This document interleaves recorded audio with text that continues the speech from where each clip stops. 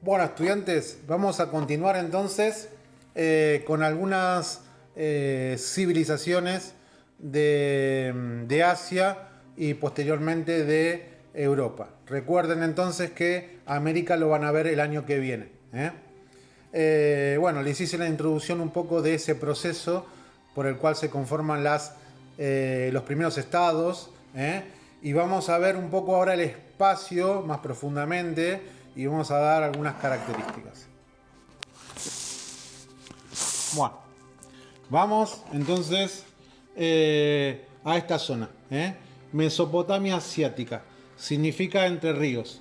Río Tigris y río Éufrates. Es una zona en donde las aguas de esos ríos desaguan en el Golfo Pérsico. En la década de los 90 hubo una guerra acá, la guerra del Golfo Pérsico.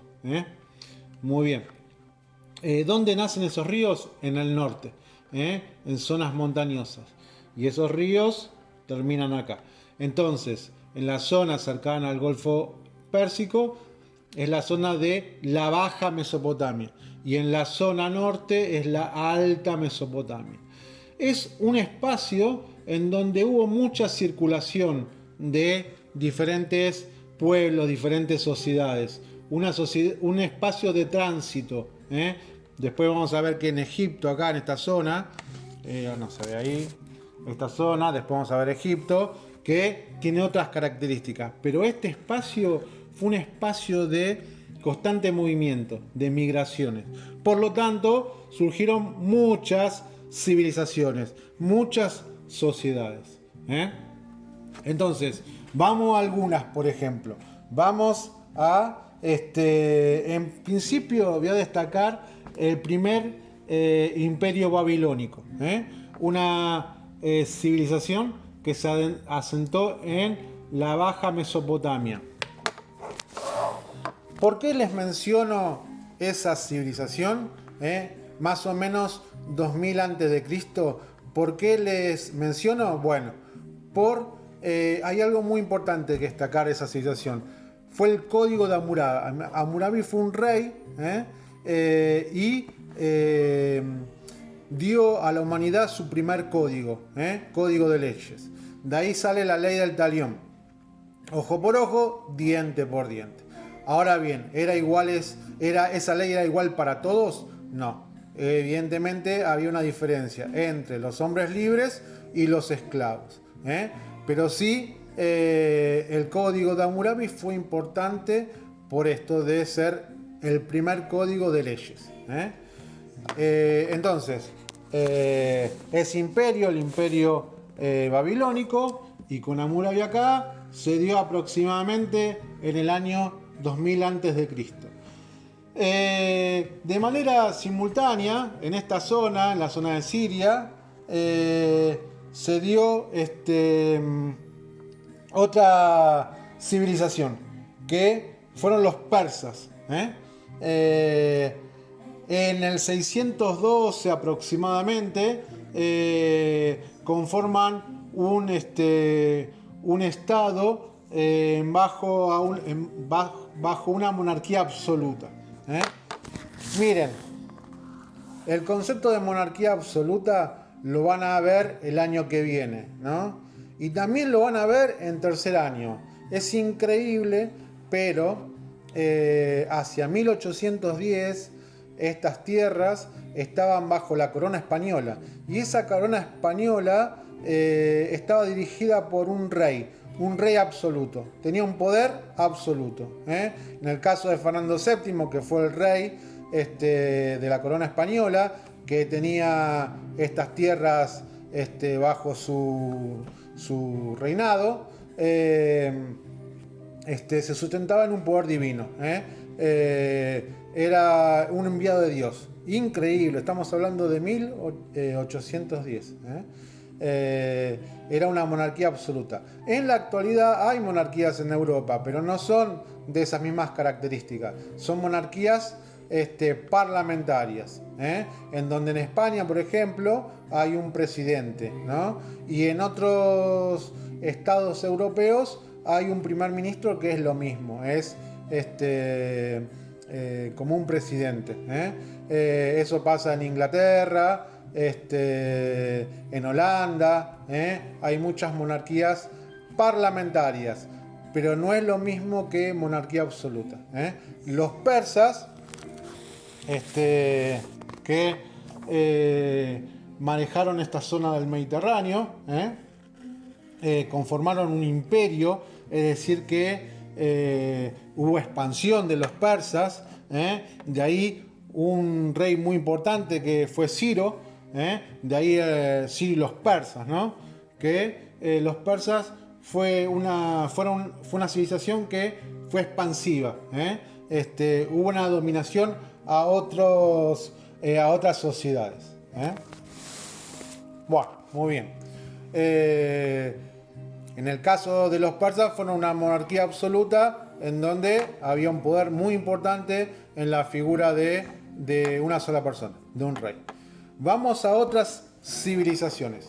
Vamos a, dijimos, el primer imperio babilónico, hablamos de los persas y ahora les voy a hablar sobre los fenicios. Los fenicios, miren acá, se asentaron en esta zona, Palestina, perdón, me salté. Los hebreos hacia el 1000 se consolidan en el Estado de Israel, en esta zona. Acá, miren. ¿Por qué es importante los hebreos? Porque los hebreos, todas las sociedades que estuvimos hablando o mencionando, o sociedades que no las mencionamos, pero tiene que ver de esa época, en su mayoría fueron politeístas. Eran estados teocráticos, es decir, que el rey tenía casi poderes divinos, se sustentaban en un poder divino, el poder del rey bajo los dioses, estados teocráticos. Muy bien. En el caso de los hebreos, el año 1000 a.C. aproximadamente, se van a asentar en esa zona actual ahora Estado de Israel, y también el Estado de Palestina, que hay una disputa entre Israel y Palestina. Pero lo simbólico, lo importante es que esta sociedad introduce el monoteísmo. Es decir, que antes la mayoría de la sociedad eran politeístas, la creencia de varios dioses. En este caso hablan de un solo Dios, por eso es importante los hebreos. Hablan de el monoteísmo, de un solo Dios. Entonces, les mencioné el imperio babilónico, ¿no? Que primero tiene asentamiento acá, 2000 años antes de Cristo. Nos corremos para el Mediterráneo y nos vamos a los persas, 2000 años antes de Cristo. Tenemos acá el Estado de Israel, Israel, ¿no? Los hebreos, ¿no? Y también vamos a tener en esta zona, pero que van a dominar toda esta región y todas las costas de Europa, esto es Europa, y también África, los fenicios, excelentes navegantes, excelentes comerciantes. Acá ya estamos hablando de una actividad económica que tiene que ver con el comercio. No solo tenían agricultura, sino era muy importante el comercio. Los persas también eran mercaderes, había mercaderes en esas sociedades, es decir, comerciantes. Bueno, los fenicios también. Y lo importante de los fenicios, más allá de que fueron excelentes navegantes y recorrieron las costas de los tres continentes, sobre el Mediterráneo, tanto en Asia como en Europa y como en África, en donde fundaban colonias. Lo importante es que tuvieron el alfabeto, y en base al alfabeto nace el abecedario. Es por eso que es importante esa civilización, los fenicios. Muy bien, vamos a otra civilización.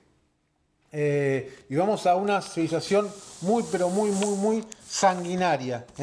fueron un imperio, los asirios, norte de la Mesopotamia asiática, la alta Mesopotamia. Los asirios, más o menos al 700, conforman un imperio expansivo, pero muy belicosos, muy guerreros, una sociedad muy militarizada, sanguinarios. Lamentablemente a los asirios se los recuerda por los sanguinarios que fueron en cuanto a el sometimiento a otras sociedades. Pero los asirios van a ser derrotados por el segundo imperio babilónico, de vuelta. Y comienza el segundo imperio babilónico que pone fin a los asirios y tiene también una expansión. El segundo imperio babilónico, lo que deja la humanidad tiene que ver con la ciudad de Babilonia, al sur de la Mesopotamia asiática. Y ¿por qué se la recuerda a esa ciudad? Porque dicen que era pero muy linda, con muchas flores, con puentes colgantes.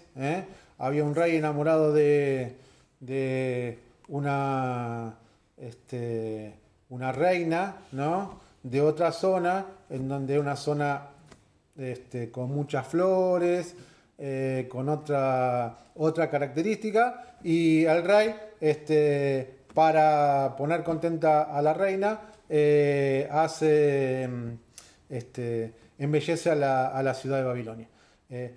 Esto es, tómelo entre pinzas, ¿no? Si es tan así, ¿no? Se dice que puede haber sido por eso que el rey y dio un impulso muy importante a Babilonia. Pero muy bien, estuvo bueno si el rey quiso embellecer a la ciudad por el amor que sentía a su amada.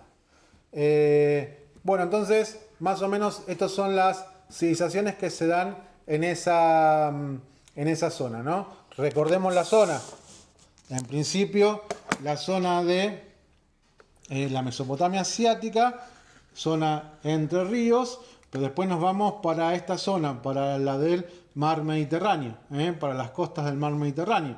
Pero también hubo una expansión hacia el este, hacia el oriente. Es una zona de mucho tránsito de diferentes sociedades, porque era de fácil acceso, no había complejidades.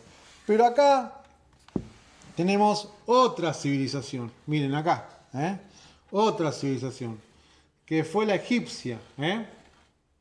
Y acá hay un problema en cuanto a su espacio, está rodeada de desiertos. Entonces el tráfico de los pueblos es más complejo. Los egipcios terminan su historia con los persas. Los persas llegan a dominar esta zona, aproximadamente al 500 a.C. Egipto, muy bien. ¿Dónde nace el río Nilo? En el norte. Por esto está la zona del Alto Egipto y esta es la zona de Bajo Egipto. Es decir, que sus aguas van en dirección sur norte, desembocan en el mar Mediterráneo. ¿Cómo desembocan esas aguas? En forma de delta. Es decir que el río va recorriendo, vuelvo a repetir, de norte a sur, va arrastrando materiales, se llaman sedimentos, y en su desembocadura quedan esos sedimentos, y lo que hace al quedar los sedimentos se ramifica, y se conforman islas. Es lo mismo que el delta del Paraná. Las aguas van recorriendo hasta que depositan en la desembocadura y se conforman islotes. Es forma de delta. Desemboca en el mar Mediterráneo. Muy bien. Egipto, 3000 años antes de Cristo aproximadamente, conforman un estado unificado. Se lo conoce como el reino antiguo. Después está el reino medio y por último está el imperio nuevo. En esas tres etapas que les he mencionado, reino antiguo, reino medio e imperio nuevo, hubo tiempos en donde hubo guerras civiles, ¿no? Y esos tiempos fueron periodos intermedios, etapas intermedias. Es decir que en momentos en donde había rivalidades, aparecen estos periodos intermedios y donde después un rey, un faraón, consolida el Estado, se conforman los reinos o el imperio al final.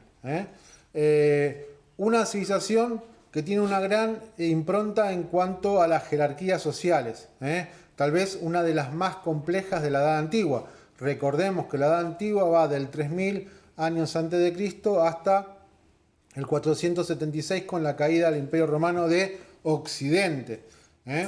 Entonces, ¿por qué una de las más importantes? Porque había muchos estratos, muchas jerarquías. Donde estaba el faraón, que era considerado un dios. Después estaban los allegados al faraón, los funcionarios, los gobernadores, los jefes militares, los sacerdotes. Después había otro rango de población que administraba, como los escribas, que eran los que sabían leer y escribir. Después estaban los comerciantes, los artesanos. Después estaban los médicos por arriba de los artesanos y los comerciantes. Eso es muy difícil saber quién tenía mayor privilegio. Después estaban los campesinos y por último los esclavos. Todas las sociedades que he mencionado, si bien todas tuvieron esclavos y algunas sociedades más esclavos que otros, se puede decir que no eran sociedades altamente esclavistas. Después de Egipto me voy a ir a Grecia y después a Roma. Y tanto Grecia como Roma fueron sociedades altamente esclavistas, es decir, que tenían mucha cantidad de esclavos. Se dice más o menos que de 10 egipcios, 9 eran campesinos. ¿Sí? Imagínense la importancia que tenía la agricultura y la importancia del río Nilo. Bueno, esto es un poquito el recorrido de algunas civilizaciones y ahora voy a cortar para que no sea tan pesado el video en espacio y les voy a hablar sobre Grecia y sobre Roma.